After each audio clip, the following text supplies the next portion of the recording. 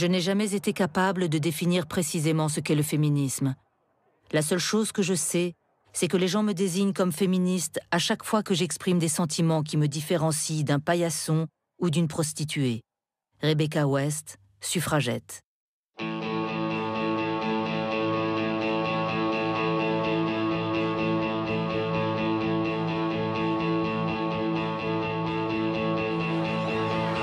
On a tous en mémoire les grandes révolutions qui ont construit nos démocraties d'aujourd'hui.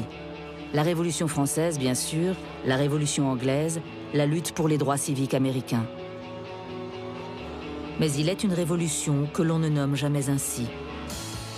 La révolution des suffragettes. Celle qui a permis au Royaume-Uni d'accéder enfin au suffrage universel. Voici l'histoire de 5 de ces femmes. Selina Cooper, Millicent Garrett Fawcett, Emmeline Pankhurst, Teresa Billington Gregg et Emily Wilding Davison.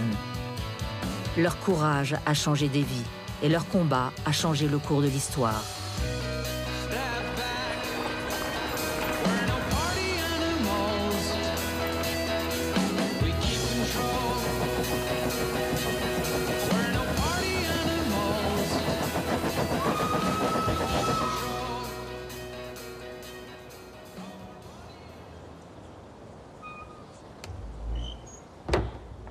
Selina Cooper a 12 ans quand son père meurt.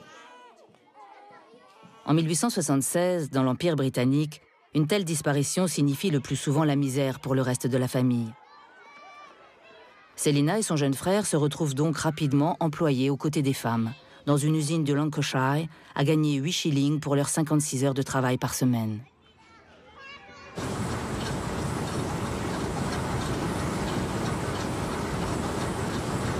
À cette époque, le passage de l'enfance à l'âge adulte se fait en quelques heures. Selina découvre alors dans ces fabriques du nord de l'Angleterre toutes les raisons de son engagement à venir.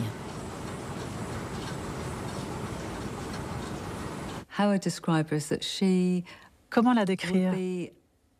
C'est une femme active, qui a les pieds sur terre, qui a su surmonter les difficultés de la vie. Une personne équilibrée, qui sait très bien ce qu'elle veut. Donc, quand elle veut le droit de vote, c'est essentiellement pour améliorer les conditions de vie des femmes.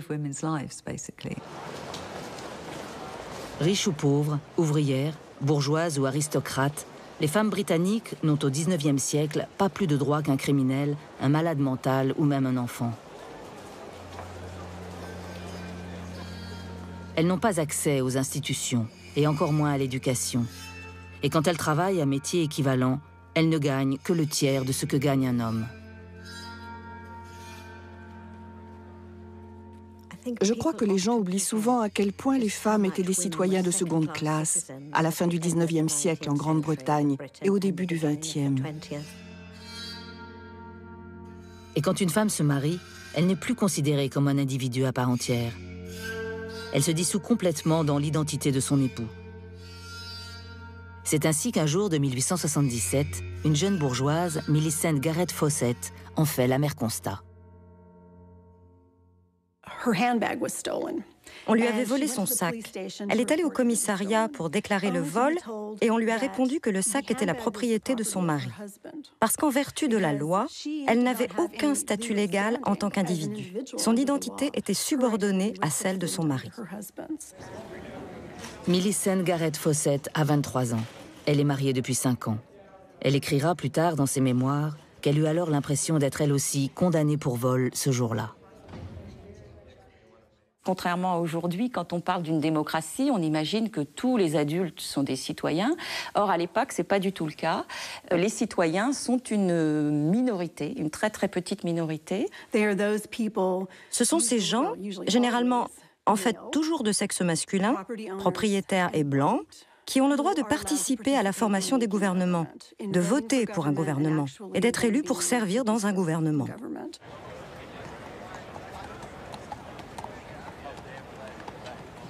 À la fin du XIXe siècle, en effet, seules les classes aisées et propriétaires ont le droit de voter en Angleterre.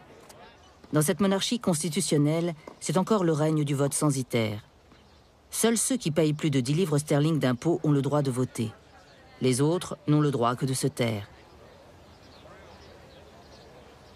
Et parmi les autres, il y a toutes les femmes, même celles qui payent plus de 10 livres d'impôts. Elles sont suffisamment riches, mais comme elles sont femmes, elles sont exclues. Donc le suffrage est non seulement censitaire, et même si au cours du temps ce seuil s'abaisse, les femmes, elles, quel que soit leur niveau de propriété, sont exclues parce que biologiquement, elles sont considérées comme inaptes au vote. Mais en 1884, les choses commencent à évoluer pour les femmes. La loi de 1884 accorde enfin aux épouses le droit de posséder leur propre corps. Et ça, c'est très important parce que si on possède son propre corps, on est donc individu, contrairement à l'esclave qui ne possède pas son corps. Donc on est individu et à partir du moment où on est individu, on peut prétendre à tous les autres droits. Millicent Garrett Fawcett s'engage donc pour le droit de vote des femmes. Sa première pétition rassemble 1499 signataires. Malgré ces maigres résultats, Millicent ne désarme pas et reste persuadée qu'en faisant méthodiquement pression sur les députés, les femmes réussiront à convaincre une majorité d'entre eux qu'elles souhaitent et peuvent être des citoyennes intégrées au système politique. Ce sera donc la méthode de celles que l'on appelle les suffragistes. Elles ne sont pas là pour faire la révolution. Elles sont là pour la réforme. Donc l'idée de ces femmes, bourgeoises et ouvrières, c'est de demander les mêmes conditions que pour les hommes. C'est-à-dire qu'elles commencent par demander une égalité dans le suffrage aussi, une égalité des conditions du suffrage. Et comme les hommes n'ont qu'un suffrage censitaire, elles réclament d'abord l'égalité, c'est-à-dire aussi un suffrage censitaire. Finalement, qui a le droit d'être citoyen dans l'Angleterre victorienne? Et pourquoi? Qui a le droit de vote? Qui décide des lois? Et qui les subit? En posant ces questions, les suffragistes vont progressivement ébranler le système et redéfinir ainsi la place de la femme, mais aussi celle de l'individu dans la société britannique. De sujet, il va devenir citoyen.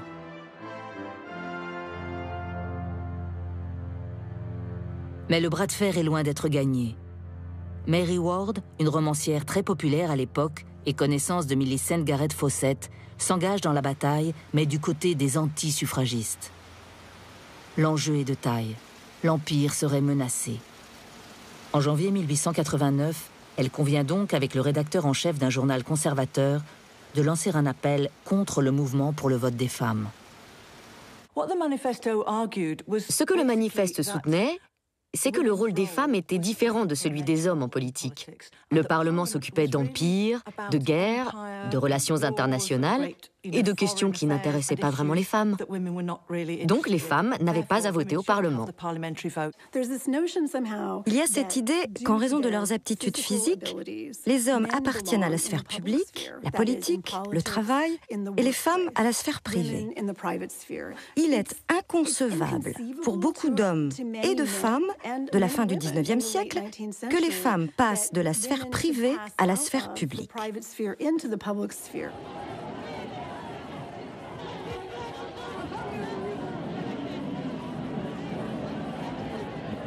L'opinion de l'époque n'est pas habituée à voir des femmes sortir de la sphère qui leur est réservée.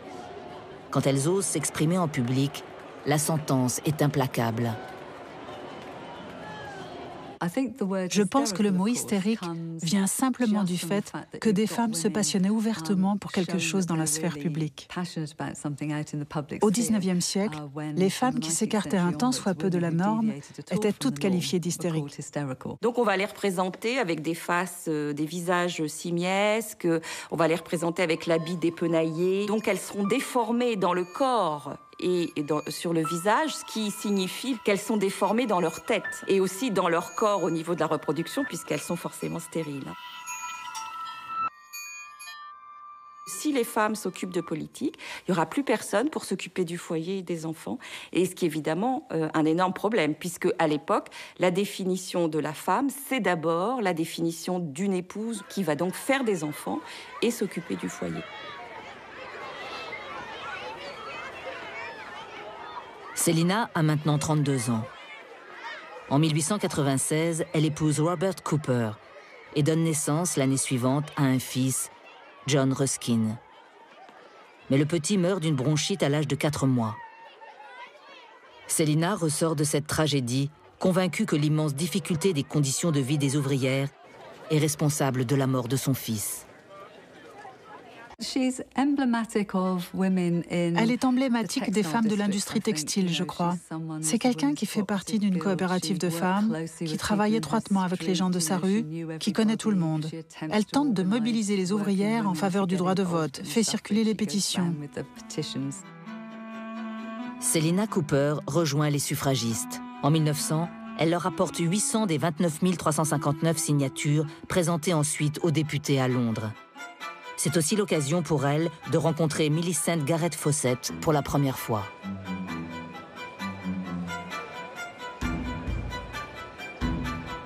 Millicent Garrett Fawcett se trouve en effet à la tête d'une toute nouvelle organisation qui réunit depuis 1897 toutes les sociétés suffragistes du pays en une seule fédération, l'Union nationale des sociétés pour le suffrage des femmes, The National Union of Women's Suffrage Societies, la NUWSS.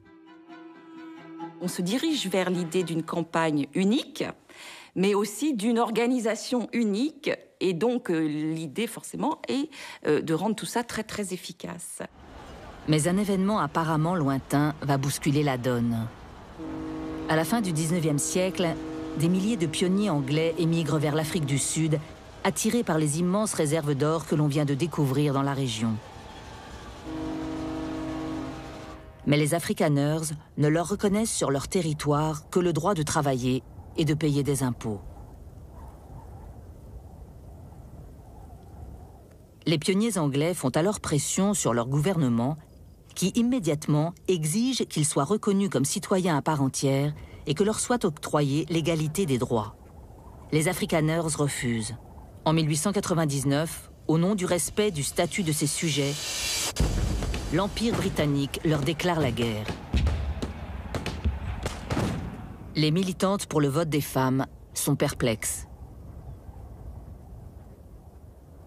Et elles observent ça, et elles commencent à se demander pourquoi et comment le gouvernement est prêt à mener une guerre pour la reconnaissance des droits de ces hommes, qui ne sont même pas sur le sol britannique, alors qu'ils refusent d'accorder ces mêmes droits aux femmes. Et elles font une sorte de raisonnement par analogie. Attendez, il serait donc parfois acceptable de s'opposer au gouvernement ? En fait, ce serait même un principe qui se défend et que notre propre gouvernement défend. Tout ça va alors légitimer la notion de résistance à l'État.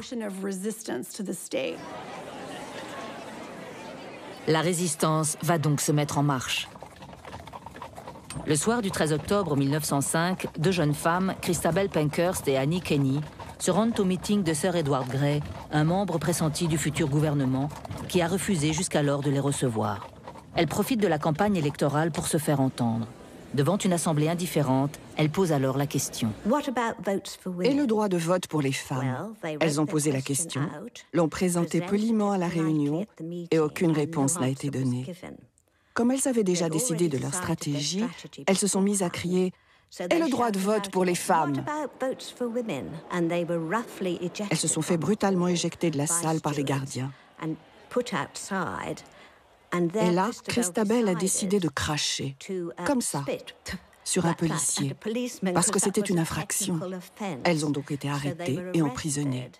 Christabel a écopé de 7 jours de prison et Annie de 5. Derrière ce coup d'éclat se cache la mère de Christabel, Emmeline Pankhurst. Engagée depuis des années au sein du mouvement travailliste, rompue aux techniques militantes, Emmeline a choisi 2 ans plus tôt de se donner les moyens de militer en faveur du sort des femmes. Après la mort de son mari en 1898, Emmeline Pankhurst s'était effondrée. On devait créer une salle au nom de son mari. Elle apprend alors que la section du Parti travailliste indépendant qui devait utiliser la salle n'autoriserait pas les femmes à devenir membres de cette section. Le 10 octobre 1903, elle réunit chez elle un certain nombre de femmes, dont des socialistes locales qui étaient très pauvres. Et elle décide de créer le WSPU, l'Union sociale et politique des femmes, avec pour slogan « Des actions, pas des mots ». Sa fille Christabel souhaite même aller plus loin. Fini la voie parlementaire des suffragistes. Comme beaucoup de jeunes femmes de sa génération, elle est frustrée par les méthodes légalistes de Millicent Garrett Fawcett et de ses pairs, qui n'ont, selon elle, abouti à rien. Elle a dit à sa mère, « Vous, les femmes plus âgées, vous militez depuis 40 ans. Je n'ai pas l'intention d'attendre encore 40 ans pour voter. » Celles que l'on va désormais appeler les suffragettes. Christabel, sa mère Emmeline et les membres de la toute nouvelle WSPU se lancent alors dans une série d'actions destinées à attirer l'attention du public sur leur cause. Pendant que Millicent Garrett Fawcett et ses suffragistes continuent patiemment leur lobbying auprès des institutions, les suffragettes de la WSPU s'engagent dans une stratégie de confrontation. La stratégie qui s'annonce, c'est qu'elles vont chercher à ce qu'on parle d'elles tout le temps, y compris quand c'est en mal. Et donc, elles n'ont aucun état d'âme sur les publicités négatives. Tant que c'est de la publicité, elles prennent.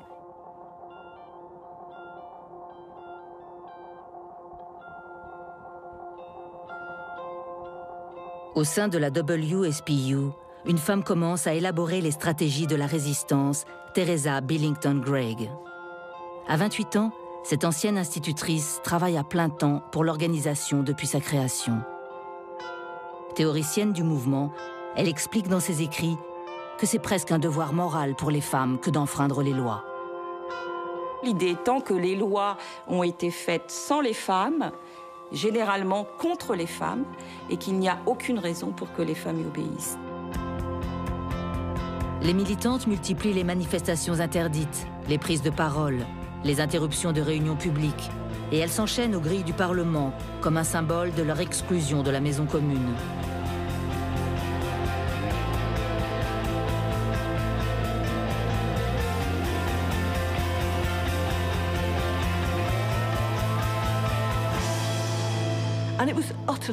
C'était profondément choquant. C'était inouï que des femmes se comportent ainsi. Mais ça a mis la question du vote des femmes au centre de l'agenda politique, comme jamais auparavant. Toutes ces femmes respectables, qui avaient travaillé si dur en coulisses, avaient été si faciles à ignorer. Or, le mouvement des suffragettes n'était pas facile à ignorer. Il était impossible de l'ignorer. Millicent Garrett Fawcett, chantre des méthodes constitutionnalistes de la NUWSS, n'approuve évidemment pas la stratégie perturbatrice des militantes suffragettes de la WSPU, mais reconnaît que cette toute jeune organisation en a plus fait pendant ces 12 derniers mois pour hisser la cause dans la sphère politique, écrit-elle, que nous ne l'avons fait dans le même nombre d'années. Suffragistes, suffragettes, deux stratégies, deux organisations phares pour un même combat. Ces deux leaders étaient totalement différentes. Elles ne collaboraient pas ensemble. Elles représentaient deux ailes distinctes du mouvement des femmes, les constitutionnalistes et les activistes.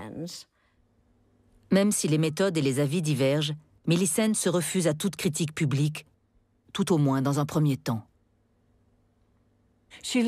Elle pensait qu'il fallait réserver ses critiques à l'opposition, pas aux suffragettes, ne pas s'entre-déchirer sur des questions tactiques et ne jamais perdre de vue l'objectif, le droit de vote pour les femmes.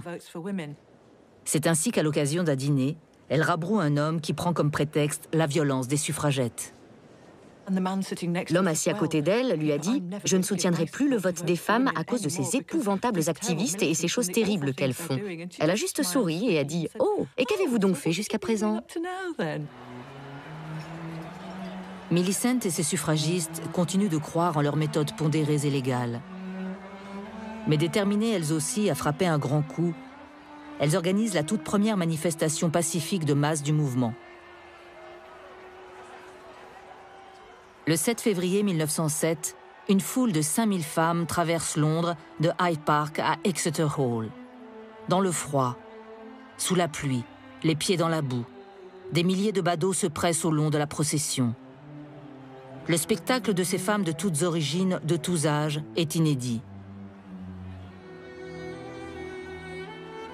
Un journaliste du Guardian écrit le lendemain: « Personne ne peut supposer que les femmes qui ont pris part à cette marche l'ont fait pour le plaisir. Cela demande quelque courage de sortir de son boudoir pour défendre une cause probablement jugée par la plupart de leurs proches comme méprisable et de se voir traiter ensuite dans les journaux de suffragettes. »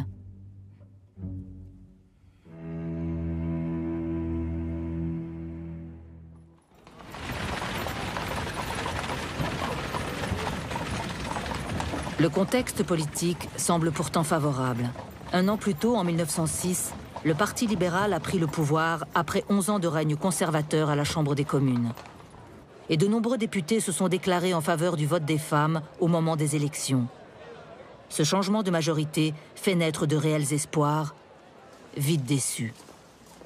C'est un parti très réformateur après 1906-1910, mais pas pour les femmes. Et même au contraire, c'est un parti un gouvernement libéral qui va devenir très anti-femme.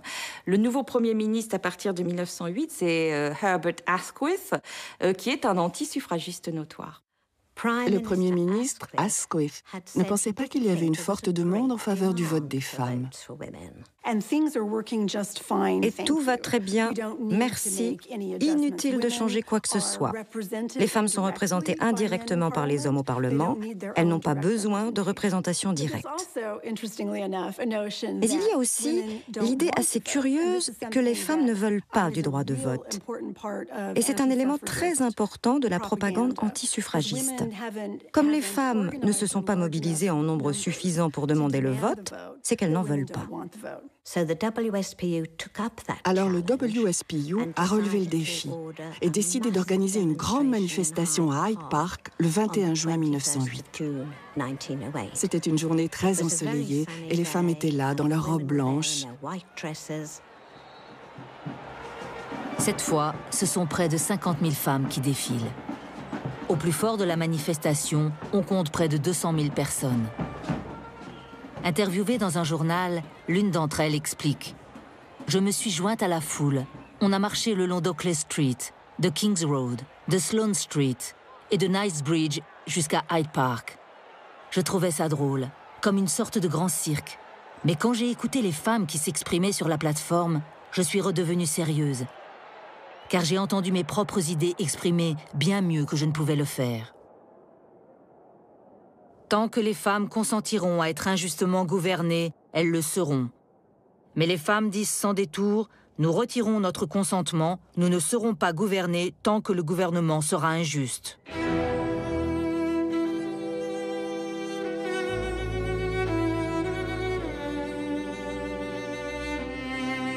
Et pourtant, le gouvernement libéral reste sourd aux demandes de ces dizaines de milliers de femmes.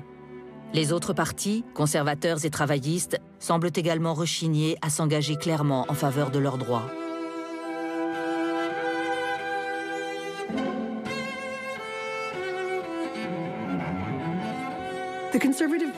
Le Parti conservateur était considéré comme l'adversaire traditionnel du suffrage féminin.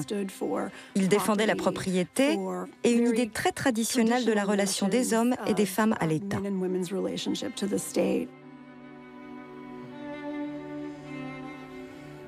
Au sein du tout jeune Parti travailliste, la bataille n'est pas gagnée non plus. Priorité au droit de vote des seuls hommes ou droit de vote universel pour tous et toutes, avec le risque que le Parlement rechigne encore plus longtemps à franchir ce pas de géant. Le problème était que cela oblitérait la question de la classe sociale. Le Parti travailliste raisonnait en termes de classe. Les femmes, elles, raisonnaient en termes de sexe. Donc leur divergence était autant une question d'idéologie que de tactique politique. Après des années de lutte et d'engagement dans les branches locales du Parti travailliste, la déception pour de nombreuses femmes engagées dans le combat est immense.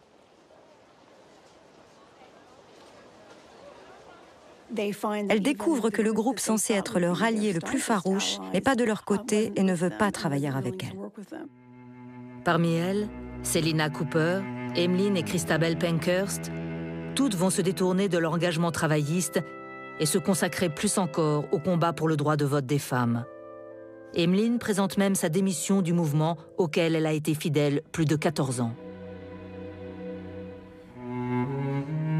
Mais la WSPU des suffragettes n'est pas épargnée par les démissions. Le caractère d'Emmeline Pankhurst, sa manière autocratique de diriger son organisation, ses méthodes violentes déplaisent à certaines de ses premières adeptes, dont Teresa Billington Gregg. Teresa fait sécession et crée la WFL, la Women's Freedom League, la Ligue pour la liberté des femmes. Cette nouvelle organisation préfère la résistance passive à la violence et prône d'autres types d'actions. Les femmes n'étant pas considérées comme des citoyennes comme les autres, elles refusent donc de participer au recensement de la population. Et les femmes n'ayant pas le droit de vote, mais étant taxées en revanche comme les autres, elles refusent donc de payer leurs impôts. Une chose est sûre, qu'elles soient en résistance civile comme Teresa Billington Gregg, légaliste comme Millicent Garrett Fawcett ou militante active comme Emmeline Pankhurst, le gouvernement n'a pas fini d'entendre parler d'elle. Les femmes multiplient les actions et la police les arrestations.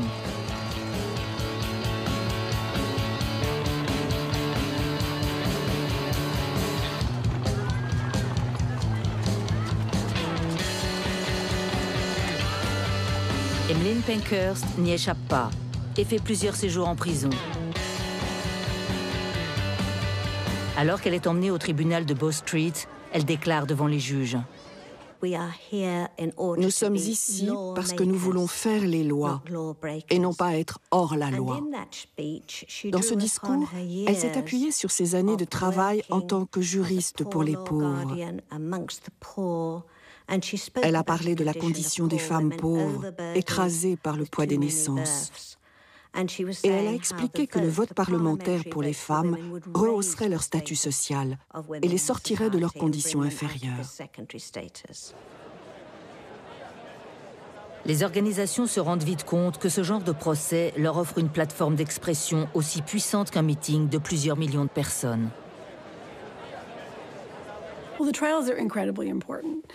Les procès sont extrêmement importants. En partie parce que les suffragettes de la WSPU, mais aussi de la WFL, savent très bien utiliser la publicité entourant les procès pour défendre le droit de vote. Il ne faut pas oublier que les journaux étaient lus par un grand nombre de gens en Grande-Bretagne et qu'elles ont pu se servir de la presse grand public pour diffuser largement leurs idées et leurs actions. C'était très dramatique et fantastique à lire. On ressent vraiment l'atmosphère de la salle d'audience. Et les journaux se régalent, d'autant qu'en 1909, la tension monte d'un cran. Les femmes sont alors jetées en prison, comme n'importe quel criminel de droit commun, mais elles commencent à demander à être considérées comme des prisonnières politiques. En 1909, l'une d'entre elles se révolte. Lorsqu'elle est arrêtée et emprisonnée, elle décide de protester en faisant une grève de la faim. C'est une chose que les suffragettes ont empruntée aux contestataires russes de la fin du XIXe siècle, qui avaient pour habitude d'utiliser la grève de la faim pour protester contre le tsar. Elle reçoit une avalanche de soutien des progressistes de toute l'Europe. Des gens comme Jean Jaurès, Marie Curie écrivent au gouvernement et défendent le droit des femmes britanniques de protester de cette façon.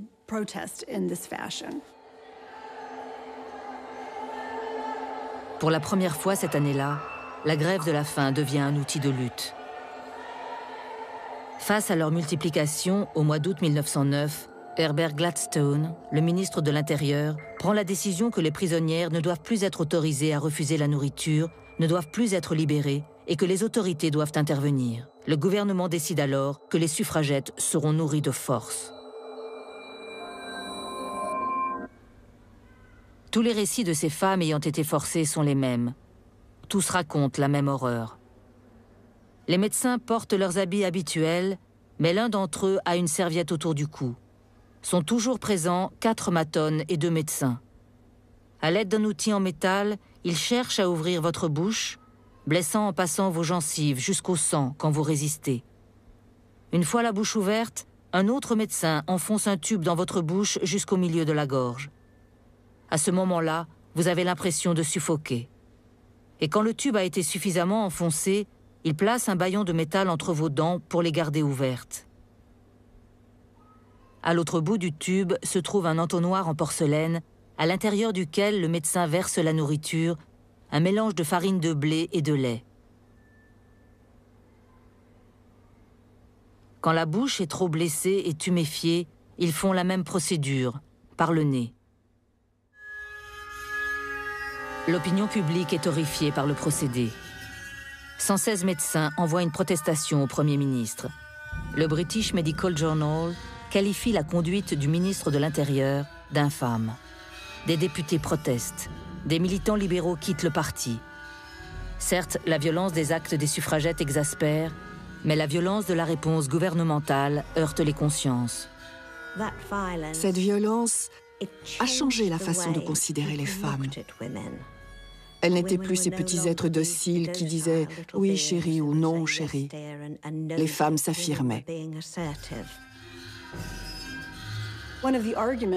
L'un des arguments contre le vote des femmes est qu'elles n'en ont pas besoin vu que les hommes les protègent et prennent soin d'elles. C'est vraiment l'argument chevaleresque.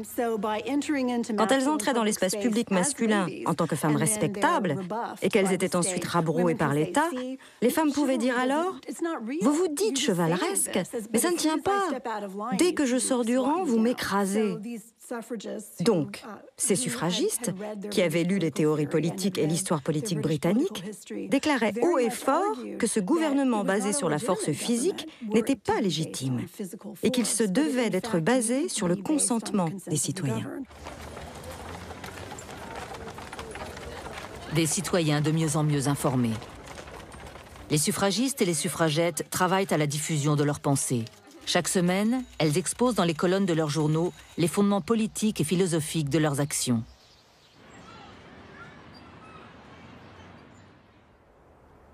Du plus petit village du Dorset jusqu'aux grandes villes du Nord, les points de vue féministes commencent à être entendus. C'est généralement admis par les historiens du suffrage que 1910 est un tournant où le pays considère, dans sa grande majorité, pour des raisons très diverses, que les femmes doivent avoir le vote dans les mêmes conditions que les hommes. Cette année-là, suffragistes et suffragettes recensent 290 000 supporters.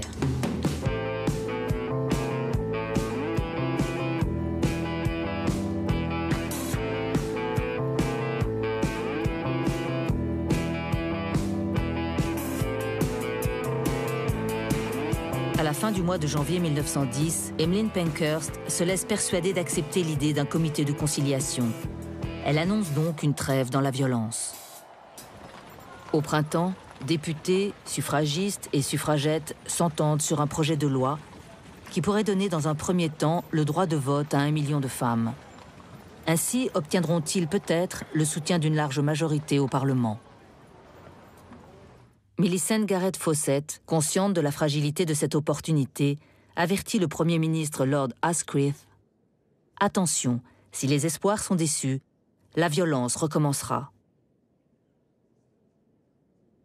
Le 18 novembre, alors que le Parlement est réuni, Lord Asquith déclare que les négociations avec la Chambre des Lords sont rompues et ne fait aucune mention du projet de loi concernant le vote des femmes qui s'en trouve abandonné. En entendant la nouvelle, Emmeline Pankhurst, à la tête d'un cortège de 300 femmes réunies pour l'occasion à Caxton Hall, décide de se diriger vers le Parlement. La suite est entrée dans l'histoire sous le triste nom du Vendredi noir. Ce jour-là, la répression policière est d'une extrême brutalité envers les manifestants. Les policiers, sous les ordres du nouveau ministre de l'Intérieur Winston Churchill, arrêtent plus de 100 femmes et 4 hommes, mais ferment les yeux quand des badauds s'en prennent aux militantes. La sœur d'Emmeline Pankhurst, Mary Clark, a participé à la manifestation du Vendredi noir et a été brutalisée par la police. Elle meurt de ses blessures à Noël et c'est encore un coup dur pour Emmeline Pankhurst. Elle est la première à mourir. Combien d'autres encore avant que les hommes de votre parti ne prennent leurs responsabilités ? Écrit Emmeline à un libéral. Dans le même temps, plus de 130 femmes déposent plainte contre des policiers pour agression. Teresa Billington Gregg, quant à elle, dénonce les attouchements dont sont victimes les femmes dès qu'elles franchissent les limites de ce que beaucoup d'hommes considèrent comme le code de la femme respectable. C'est un moment où la police laisse tranquillement les badauds attaquer les femmes, en fait. Donc, on n'a pas de preuves absolues, mais il y a des descriptions d'attaques contre des femmes par des groupes d'hommes. Des femmes sont entraînées ailleurs, etc. Il y a énormément de femmes qui sont blessées. Elles ont les vêtements déchirés, etc. Bon, donc, c'est une indignation à nouveau sur le fait que la police n'a rien fait. Elle les a laissés faire. Le 1er mars 1912, elles organisent pour la première fois sans préavis une action massive de bris de vitres. Les autorités sont prises au dépourvu. Ce qui s'est passé, c'est que des femmes de la classe moyenne sont descendues dans la rue avec leurs robes longues, les mains dans leurs manchons, où elles cachaient un tout petit marteau. Et à l'heure dite, à 5 heures, elles ont sorti leur marteau et ont brisé toutes les vitrines. Dans le délit graphique du 12 mars, la description est impressionnante. Le West End londonien a été hier soir le théâtre de vandalisme sans précédent perpétré par les suffragettes. Les femmes ont voulu promouvoir leur cause en faisant des milliers de livres sterling de dommages sur les vitrines des magasins de l'Ouest londonien. Des bandes de femmes paradaient dans Regent Street, Piccadilly, The Strand, Oxford Street et Bond Street, brisant les vitrines à l'aide de pierres et de marteaux. Dans tous les quartiers, le saccage était soigneusement préparé et organisé. Il avait lieu si soudainement que les commerçants voyaient leurs propriétés endommagées avant même qu'ils n'aient pu faire quoi que ce soit. Elles n'utiliseront plus le militantisme pour résister, mais pour intimider. Christabel Pankhurst a d'ailleurs employé le mot terrorisme à 2 ou 3 reprises et a publié des articles sur ces nouvelles stratégies. Quelques semaines plus tard, elle récidive plus radicalement encore et s'attaque à des bâtiments officiels. Plus de 200 suffragettes sont arrêtées.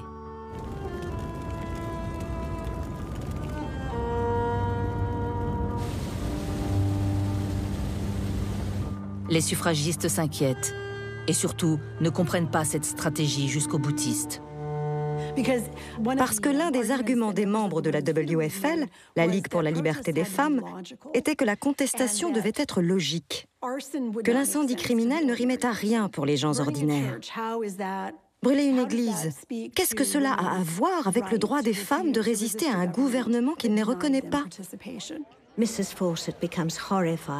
Fawcett est horrifiée et commence à voir les suffragettes comme des femmes furieuses et indisciplinées qui retardent la cause du vote parlementaire en faveur des femmes. Il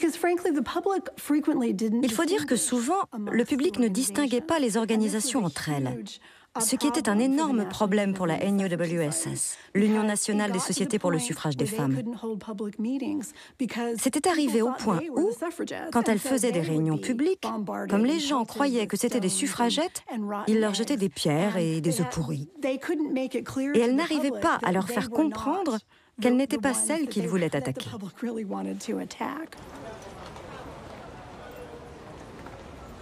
En mars 1912, la police investit le quartier général des suffragettes. Emmeline est déjà en prison. Sa fille Christabel s'enfuit alors pour la France. Je crois que Christabel et sa mère avaient déjà prévu que si l'une d'elles allait en prison, l'autre devait s'enfuir en France. Christabel tente alors de diriger le mouvement des suffragettes depuis Paris. Le mouvement devient plus clandestin, plus subversif. Elles doivent déplacer sans arrêt les dirigeantes, qui ne peuvent plus avoir d'adresse fixe comme avant. Le WSPU devient de plus en plus isolé. De plus en plus isolé dans cette violence active, dans ces techniques d'action directe violente. En mai 1912, les leaders de la WSPU sont jugés pour conspiration et incitation à la violence. La réussite de ce procès tient dans le fait que la défense de la WSPU ou des suffragettes parvient à convaincre les jurés que si les accusés sont techniquement coupables, elles ne le sont pas moralement. Et le jury accepte en gros la distinction que les suffragettes font depuis une décennie entre l'esprit et la lettre de la loi. Le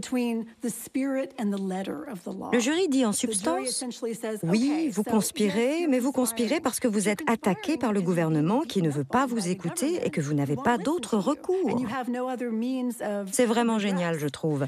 Mais c'est la dernière fois, parce que cela arrive au moment où la violence de la WSPU va encore s'intensifier.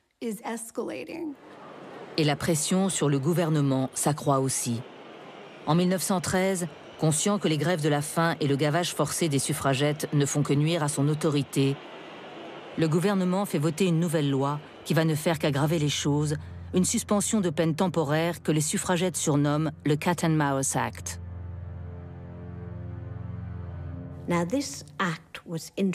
Cette loi a été édictée pour mieux contrôler les suffragettes. Elle stipulait que si une suffragette était malade après avoir été nourrie de force, elle pouvait être relâchée et rentrer chez elle pour se rétablir, même si elle n'avait pas achevé sa peine. Et ensuite, l'État, le chat, n'avait qu'à cueillir la souris, qui devait retourner en prison pour finir sa peine.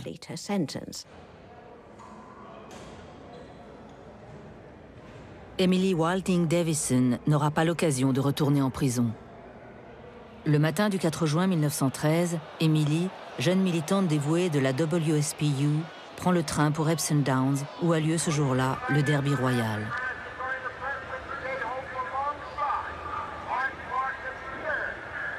Elle arrive à temps pour la première course et prend soin de noter les résultats des 2 premiers tiercés.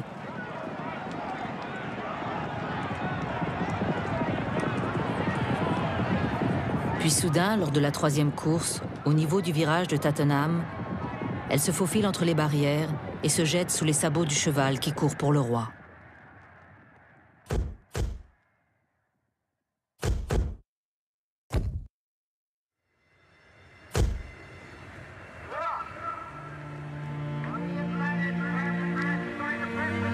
La course est suspendue. Emily est immédiatement emmenée à l'hôpital d'Epsom Cottage. Elle meurt 4 jours plus tard, sans jamais avoir repris conscience. Je ne suis pas sûre qu'elle pensait que ça allait la blesser, parce qu'elle avait son billet de retour avec elle et plein d'autres choses. Je ne crois pas qu'elle avait l'intention de se suicider. À mon avis, elle pensait que cette action de saisir les rênes du cheval du roi attirerait simplement l'attention du monde sur la cause des femmes.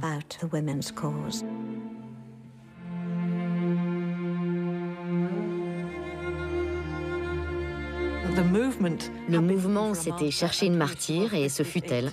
Que cela a été planifié ou pas, nous ne le saurons jamais. Et pour moi, la grande question c'est, a-t-elle sauté ou l'a-t-on poussée? A-t-elle choisi de courir et de se jeter sous ce cheval de son plein gré ou lui a-t-on demandé de le faire?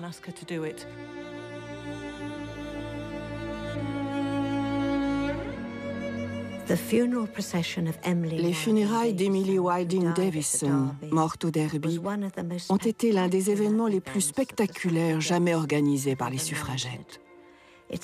On estime que 250 000 à 300 000 personnes bordaient la route pour voir passer son cercueil. Certains disent que c'est le plus grand rassemblement féministe qui ait jamais eu lieu à Londres.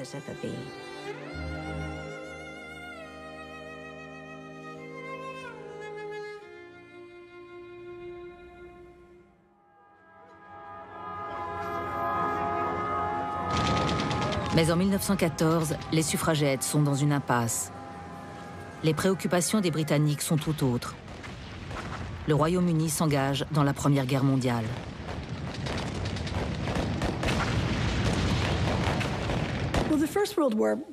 En fait, la Première Guerre mondiale a enfin fourni une issue à l'impasse qui avait été atteinte en 1914. En 1914, la WSPU avait vraiment, dans son utilisation croissante de la violence, créé un blocage au Parlement.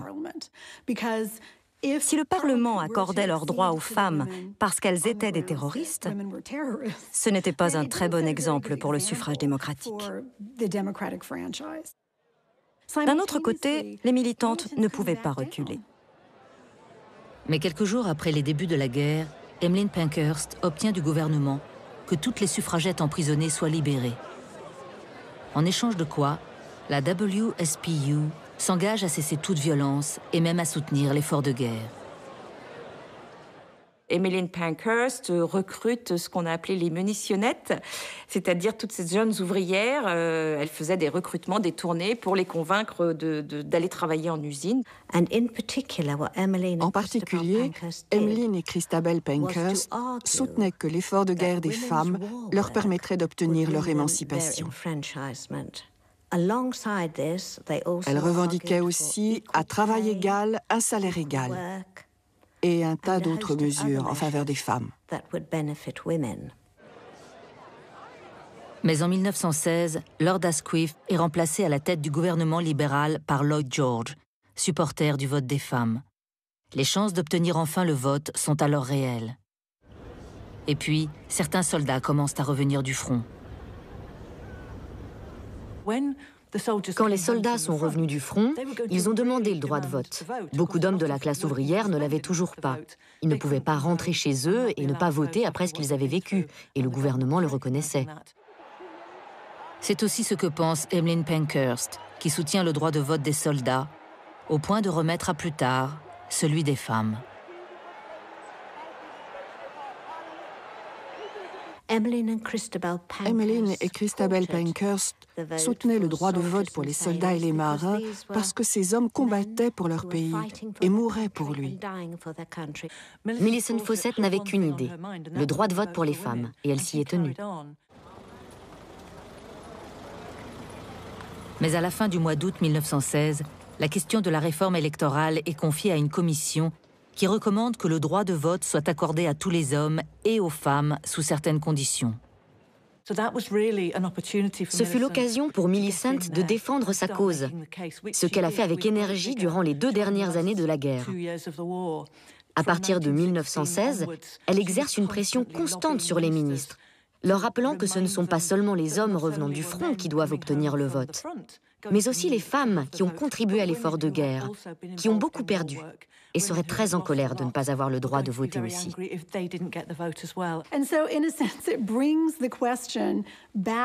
On en revient à la question des femmes d'une façon qu'ils avaient cru pouvoir éviter.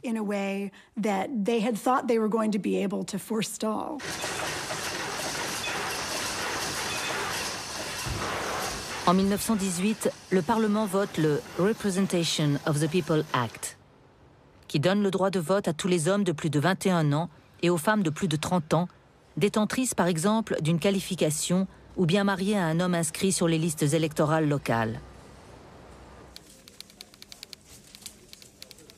Cette loi augmente le nombre de votants de 2 millions pour les hommes et de 6 millions pour les femmes. Bien sûr que la guerre devient l'occasion d'introduire une dose de suffrage féminin. Mais dire que la guerre est à l'origine du droit de vote des femmes, c'est sous-estimer l'importance des 50 années de combats qui l'ont précédé. 50 années de combats qui ont permis d'intégrer des femmes dans les instances locales ou régionales, qui ont démontré qu'elles étaient capables d'agir en tant que citoyennes, même si elles n'en avaient pas les droits. Il y a eu une période tellement longue, d'éducation presque, de changement de perception de l'opinion, qu'honnêtement, au moment où certaines femmes ont obtenu le vote en 1918, ça semblait si tardif que ce n'était même pas extraordinaire. Et de nombreuses femmes l'ont ressenti comme ça. En juillet 1928, une seconde loi est votée au Parlement à une très large majorité. Celle-ci déclare la parfaite égalité du droit de vote entre les hommes et les femmes. Tout individu, femme ou homme, de plus de 21 ans, peut maintenant voter au Royaume-Uni.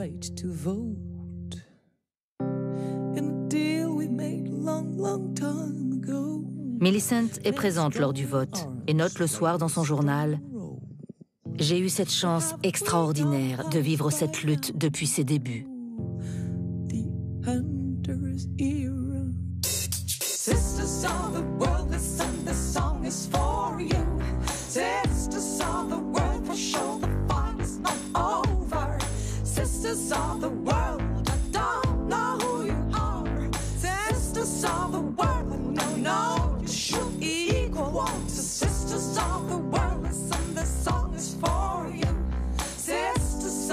Emmeline Pankhurst meurt le 14 juin 1928, quelques jours avant le vote.